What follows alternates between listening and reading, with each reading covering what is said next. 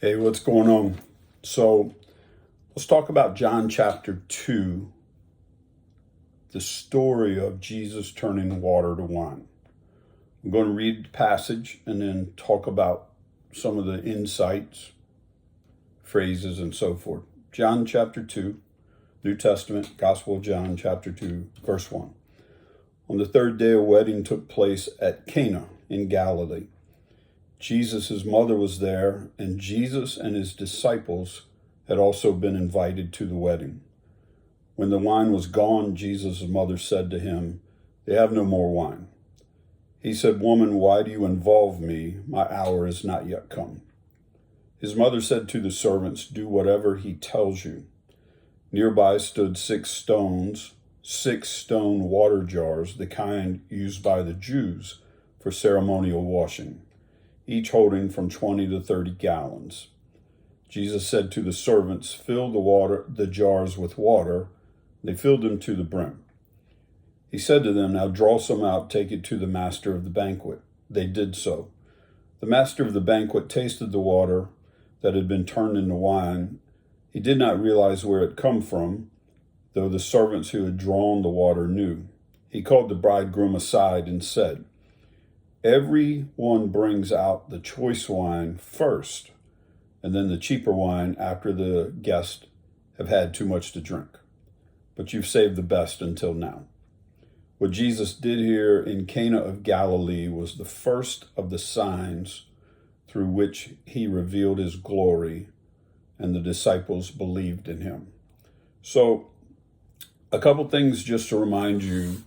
Again, pay attention to insights, to phrases, to just little glimmers of detail, like why do I need to know that, or what's that mean? And the overarching theme of water to wine is simply Jesus is showing a sign, an example of going from the Old Testament to the New Testament. But in the early story, it says Jesus was there with his disciples because they were invited. Again, we don't need to know that, but apparently we do. And I love the thought of Jesus shows up in the areas of our life where we invite him. The simple, the routine, the special, the celebratory.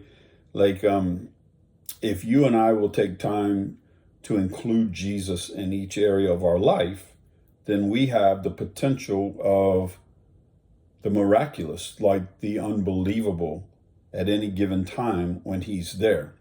And then, of course, we know the wine ran out, and depending on your financial status, a wedding celebration could be longer given the income or the ability you had. In other words, it wasn't a day, it could be a couple of days, it could be a week.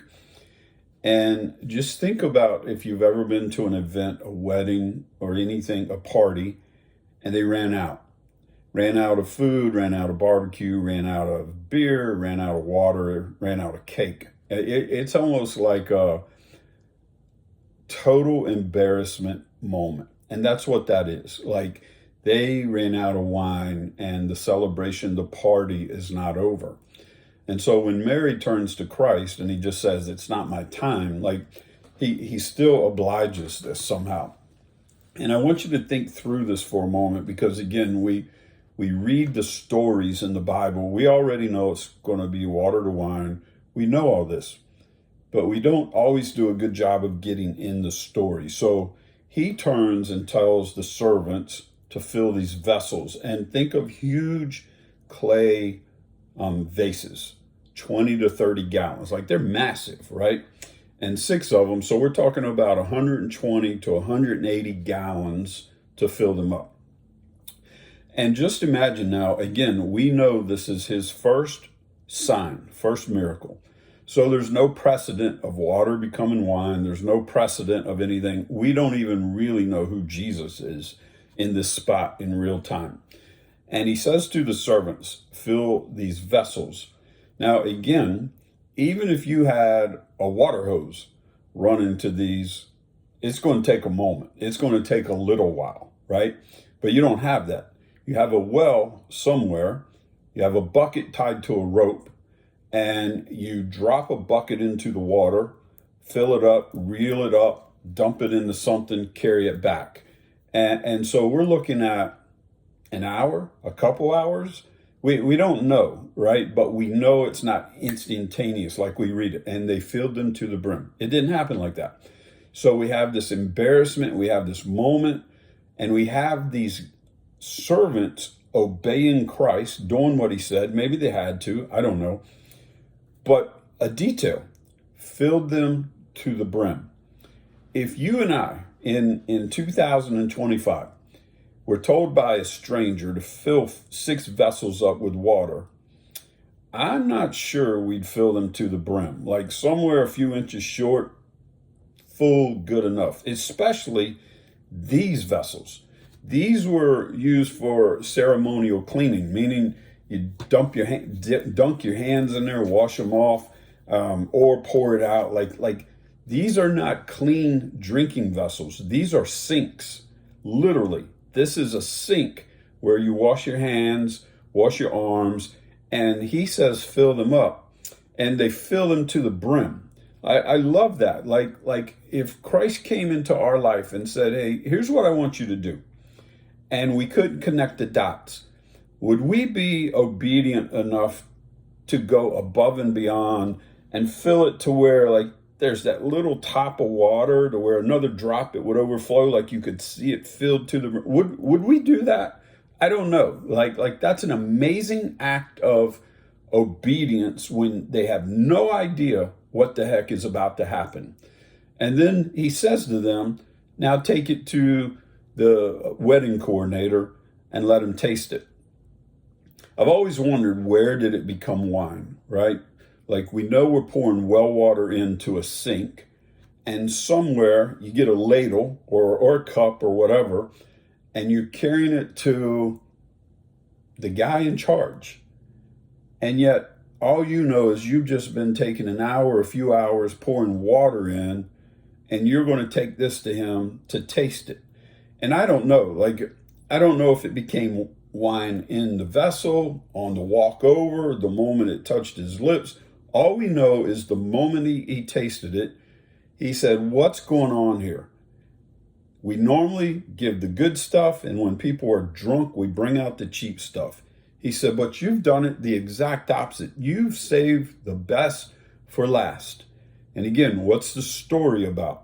It's where Christ is trying to show the Old Testament purification, water, didn't change you, didn't do anything. It would just purify, wash you for a moment, is being replaced by something far greater than they've ever had or known. The New Testament, Jesus Christ, salvation. And we know that you can drink all the water you want. You're not going to be changed. Drink some wine, you're going to be changed. And it's this representation that Christ is replacing the Old Testament with something that's far greater. And in case you don't know this, like the term for Old Testament and New Testament is the equivalent of Old Will and Testament, New Will and Testament. Something you're more familiar with. That if I write my will out, and let's just say I write it today, and then in a couple years I change my mind on some things and I write a new will. The new will surpasses or takes over, replaces the old will. And so when Christ is showing us this first sign, it's not called a miracle, it's called a sign, because it's trying to point to Jesus being the Messiah. Something big is happening.